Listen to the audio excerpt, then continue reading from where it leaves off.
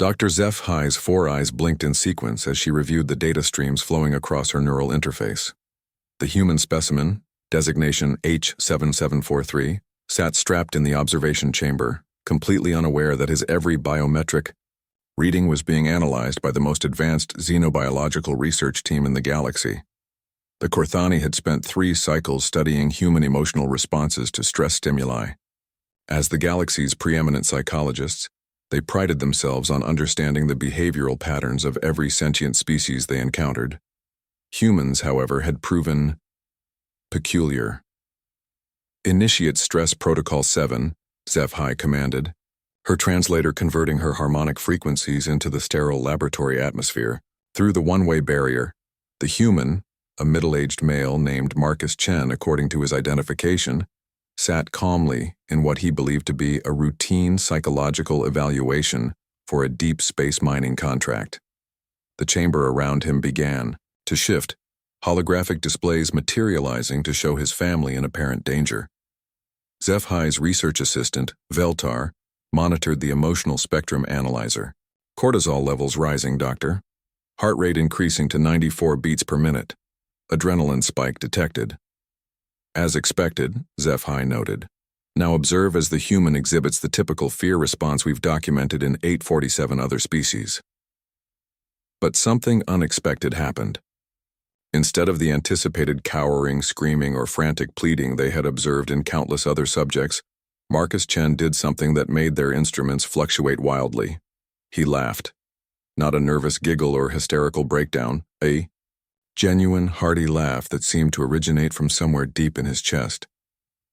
"Well," Marcus said to the empty air, apparently addressing what he assumed were hidden cameras, "you folks really went all out on the special effects.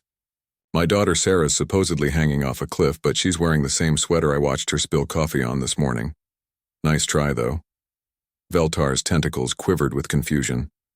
"Doctor, his stress indicators are decreasing? This is impossible. The threat simulation is operating at maximum psychological impact parameters." HFY's mandibles clicked rapidly, the Corthani equivalent of a frown. "Increase the scenario intensity.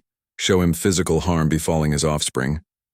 The hologram shifted, displaying Marcus's daughter falling toward jagged rocks. Most species would have broken at this point, begging for mercy, offering anything to save their young. Marcus leaned back in his chair and chuckled again. "Okay, that's definitely not Sarah. She's terrified of heights, wouldn't be caught dead rock climbing. Also, her left eye has this little scar from chicken pox when she was 6. Your simulation missed that detail." He paused, then added with amusement. "Plus, last I checked, cliffs don't usually come with mood lighting." The research team exchanged confused harmonic frequencies. In over 2 centuries of studying xenopsychology, they had never encountered a species that responded to mortal terror with analysis and humor. "Perhaps the family unit connection is insufficient," suggested Veltar. "Initiate personal mortality scenario." The chamber transformed again. Now Marcus appeared to be in a failing spacecraft, warning lights flashing, a computerized voice counting down to catastrophic decompression. Through the viewport's space debris hurtled toward his position. Marcus examined the display panels with obvious interest. Retro design. Very 2080s Federation aesthetic. Though I have to say, if this were real, these warning systems would be way too calm. Real emergency protocols are much more. He made exaggerated beeping noises while gesticulating wildly. Like that. Also, that's definitely not how vacuum decompression works. Did you guys get your physics from ancient Earth movies? HFY's 4 hearts were beating out of synchronization, a sign of extreme stress in her species. This is unprecedented. The human shows no fear response whatsoever to imminent death scenarios. Should we increase the threat level further? Veltar asked. No, HFY said slowly. Run the authenticity scan on the subject. Ensure this is actually a human and not some unknown species mimicking their form. The scanners confirmed it. 100% human, DNA pattern consistent with Earth-born Homo sapiens. Yet everything they thought they knew about intelligent species survival, instincts was being challenged by this single specimen. Marcus was now examining what appeared to be alien creatures breaking into his chamber, their claws dripping with acidic venom. He watched them approach with the detached interest of a scientist observing lab specimens. The attention to detail is pretty impressive, he mused. Though the whole acidic drool thing is biologically questionable, acid production requires significant energy expenditure. Evolutionarily speaking, you'd only see that in species with abundant food sources and specific predatory needs. These guys look too lean for that kind of metabolic overhead. One of the holographic creatures swiped at him with razor-sharp claws. Marcus didn't flinch. Instead, he leaned closer. Oh, that's clever.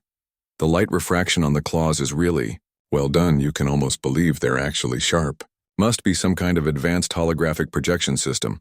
I'm honestly impressed by the engineering.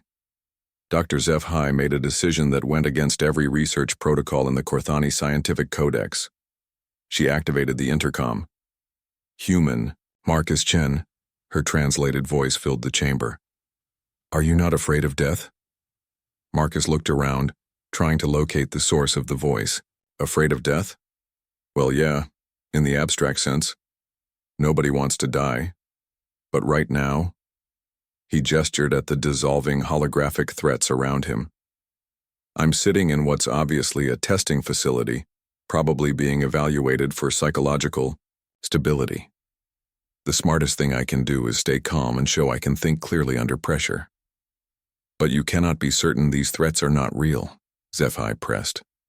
Marcus grinned, an expression that the Korthani found both fascinating and disturbing. Lady, I've been a deep space miner for 15 years. I've survived solar flares, asteroid impacts, equipment failures in hard vacuum, and once had to perform emergency surgery on myself with mining tools. If I spent all my time being afraid of dying, I'd never have lived long enough to have this conversation. He paused, then added, besides, fear without action is just wasted energy. If something's trying to kill me, I figure out how to stop it.